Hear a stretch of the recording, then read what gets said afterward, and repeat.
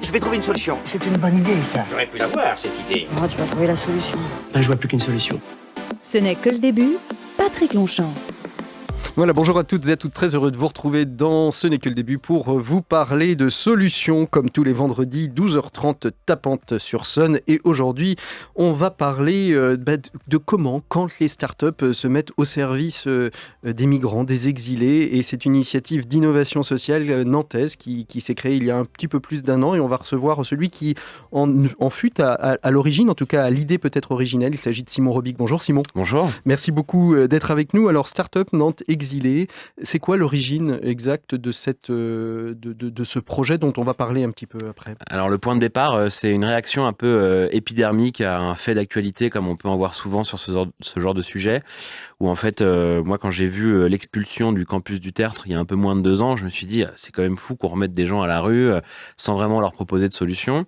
Et dans le même temps, alors moi ça fait longtemps que je travaille dans l'écosystème du numérique à Nantes, et je sais très bien qu'il y a des espaces qui sont inoccupés parfois parce que les boîtes voient un peu plus loin pour prévoir leur croissance et du coup prennent des bureaux un peu plus grands. Et je me suis dit, il y a peut-être une solution d'urgence parfois à trouver avec ces bureaux pour ces personnes qui se retrouvent un peu sans logement.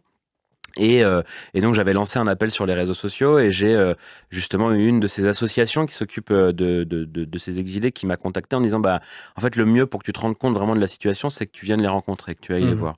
Et donc moi je suis allé dans le squat, la rue de Bréa, qui avait ouvert juste après cette expulsion, et j'en ai rencontré et ils m'ont dit tu sais évidemment l'hébergement c'est un sujet. Alors, on était encore en plus avant le square d'Avier, etc., mais malgré tout on trouvera toujours des solutions parce qu'il y a beaucoup d'associations qui les aident déjà là-dessus. Et ce qu'ils m'ont dit très clairement, c'est nous, le principal problème qu'on a, c'est l'intégration. C'est comment sortir finalement de ce premier groupe, sortir de ces ghettos, entre guillemets, et aller rencontrer des Nantais et des nouveaux lieux de la ville, en fait, aussi. Et là, je me suis dit, on a des milliers de personnes qui travaillent dans le numérique à Nantes. Il y a des lieux, du coup, qui sont souvent très sympas, un peu partout sur le territoire.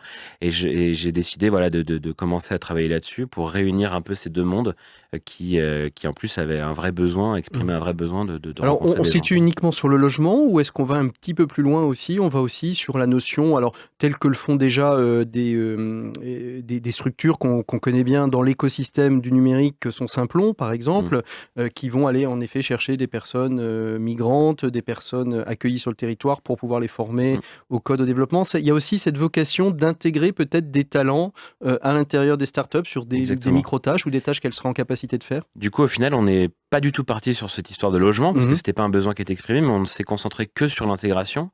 Et l'intégration, en fait, ça passe pour nous par différents formats d'accompagnement entre les startups et les exilés qui sont plus ou moins engageants.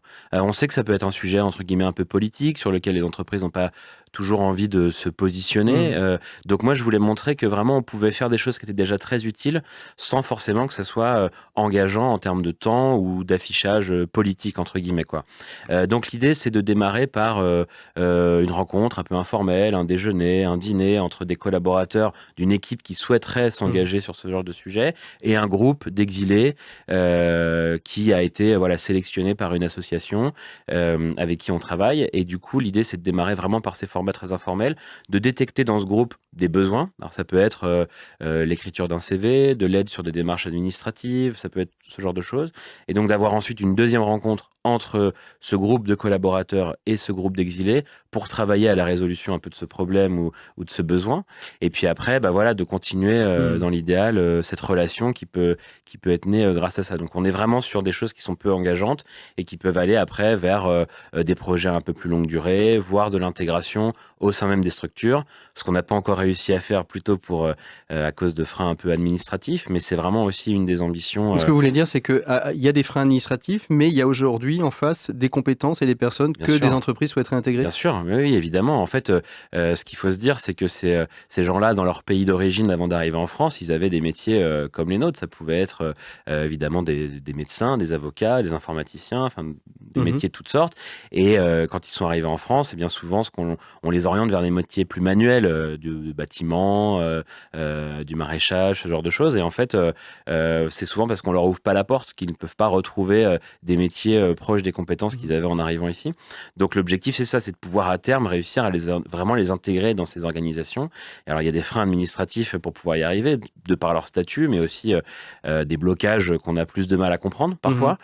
Donc, en tout cas, voilà, nous, on travaille sur les étapes un peu avant. Aujourd'hui, c'est combien de personnes que vous avez pu rencontrer? Ça fait, vous l'avez écrit en avril 2019, c'est ça, 18? Oui, c'est ça. Ça fait un an et demi. Aujourd'hui, on en est où dans Grosso modo, il y a eu une trentaine d'exilés qui ont participé à des ateliers dans des startups à Nantes, sur différents formats, comme je vous le disais, soit des trucs très informels ou des ateliers, écriture de CV, préparation à des entretiens d'embauche, ce genre de choses. Et donc voilà, il y a une trentaine de personnes qui ont pu être accompagnées aujourd'hui. Quand vous parlez d'exilés, c'est une dénomination administrative, c'est le terme que vous avez choisi pour parler de cette population-là, qui peut comprendre des migrants, des exilés climatiques, des exilés économiques, des exilés de guerre. Pourquoi ce terme exilé? Pour plusieurs raisons. En fait, ce qu'il faut savoir, c'est que la plupart d'entre nous sommes des migrants dans la définition de l'ONU. C'est-à-dire que si vous avez quitté la ville dans laquelle vous êtes né pour aller étudier ou travailler, même au sein du même pays, ce qui est mon cas, moi je suis pas né à Nantes par exemple, je suis donc un migrant. Oui. Néanmoins, cette dénomination-là, on va pas se mentir, elle a parfois une connotation un peu négative, notamment depuis qu'on parle de migration économique. Et du coup, moi je voulais sortir de ce côté-là pour montrer que c'est souvent des gens qui sont en exil de chez eux. La plupart n'ont pas choisi de partir de chez eux, mais ils ont été contraints de partir de chez eux. Et donc voilà, je voulais quand même mettre un peu plus en avant ce côté. Alors je suis pas le seul à choisir ce terme, il y a plein d'autres associations qui utilisent ce terme-là aussi. Et c'est aussi parce que nous, on fait pas de distinction en regard du statut. Il y a des gens qui ont un statut de réfugié, qui là a une vraie dénomination administrative, d'autres qui sont en cours de demande d'asile, certains aussi qui ont été déboutés de ces demandes et qui sont là dans une situation plus illégale. Moi, ça ne me regarde pas. Donc vous avez choisi un terme générique qui recouvre un petit peu toutes ces situations-là. L'important étant que ces personnes puissent s'intégrer dans le pays dans lequel elles arrivent, parce que souvent elles n'ont pas toutes forcément choisi à la base. Aujourd'hui, c'est combien d'entreprises de l'écosystème nantais, des startups nantaises qui se sont engagées dans cette démarche? Une quinzaine d'entreprises à peu près qui soit ont vraiment déjà accueilli des ateliers chez eux ou sont en train de démarrer la démarche et d'être mis en relation avec les associations pour constituer les bons groupes. Et c'est voilà, des noms relativement connus de cet écosystème, comme la cantine numérique, comme iAdvice par exemple, ce genre d'entreprises qui vraiment ont fait le choix de s'engager et d'accueillir ce genre d'événements et d'ateliers chez eux. Est-ce que c'est quelque chose qui est généralisable au monde économique et entrepreneurial nantais plus largement, ou est-ce que c'est typiquement un projet à destination des startups? J'entends par là parce qu'aujourd'hui, quand on parle de code, il n'y a pas forcément besoin de parler la langue, donc apprendre le code, finalement, ça va peut-être devenir une langue universelle aujourd'hui. Ou est-ce que c'est quelque chose qui est vraiment généralisable à l'ensemble de l'écosystème entrepreneurial nantais? Je pense que c'est généralisable à minima sur ces ateliers dont je parlais, qui finalement ne sont pas forcément liés aux compétences techniques des salariés qui accueillent ces exilés. Pour savoir faire un CV, on n'a pas besoin d'avoir des compétences particulières, il suffit de l'avoir déjà fait dans sa vie. Donc ça, n'importe qui, n'importe quelle entreprise pourrait accueillir ce genre de format. Et après, moi, j'ai rencontré du coup via ce projet des chefs d'entreprise de différents secteurs d'activité, y compris en dehors du numérique, qui m'ont dit que finalement, ils étaient aussi en recherche de compétences, qu'ils étaient sur des marchés en tension au niveau de l'emploi, et qu'en fait, bah voilà, tous ceux qui étaient d'accord pour venir travailler étaient les bienvenus, et donc eux aussi. Donc vraiment, je pense que c'est généralisable à tous les secteurs d'activité. Aujourd'hui, ça prend combien de temps pour une entreprise de se dire, parce qu'il y a peut-être des entrepreneurs qui nous entendent et qui se disent « Ah tiens, moi, ce serait une super idée », c'est chronophage ou pas? Pas du tout, parce que c'est souvent porté par les collaborateurs, pas par l'entreprise vraiment en elle-même. Donc c'est des collaborateurs dans l'organisation qui ont envie de s'engager là-dessus. Et justement, on voulait vraiment montrer que c'était pas très engageant en termes de temps ni d'argent, etc. Le format, comme je disais, pour démarrer, c'est le temps d'un déjeuner ou le temps d'un dîner. Donc on va discuter, rencontrer des gens pendant 2 heures, puis après on va retourner travailler, et c'est même pas du temps pris sur le temps de travail, vraiment sur les premiers formats, quoi.